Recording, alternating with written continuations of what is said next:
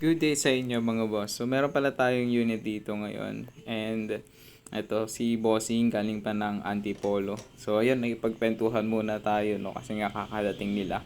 So ang biyahe pala nila, umabot sila ng sabi nila 5 hours yung biyahe nila Antipolo hanggang Tarlac. So tara labitan natin yung unit ni boss. Ang unit pala ni Bossing, ito yung limited edition na version 4. Pinalitan lang yung decals at saka naka-violet na rin pala yung ilaw niya. So dito, nabaklas na yung motor. No? So yan, tinutulungan ako ni Airpods. So fresh na fresh, bagong-bago yung motor. Parang 7,000 pa lang ata yung natatakbo nito. Kaya ayun, pero sabi ni boss, medyo nararamdaman niya daw yung alog sa likod pagka nakalagay yung top box at saka pagka may angkas. Kaya nag-decided siya na ipa-double shock yung unit niya. So, kung mapapansin nyo mga boss, naka-spot weld lang yung mga bracket. Pero huwag kayo mag-alala, ifo-full weld yan. So, kailangan lang i-check yung alignment kung tama ba.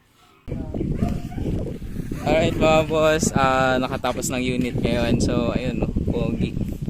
So, yung package dito, 3,550. So, ayan yung 3,550. Yung shock na gamit, ayun yung brand. And 270mm yung size ng shock. Pang Aerox yan mga boss. Tapos sila boss uwi pa na ang Antipolo. So, ayun. Okay lang boss. Napakaganda. Ayun. Thank you po sa dayo sir. Sa ulitin po. Hindi naman sayang kasi maganda.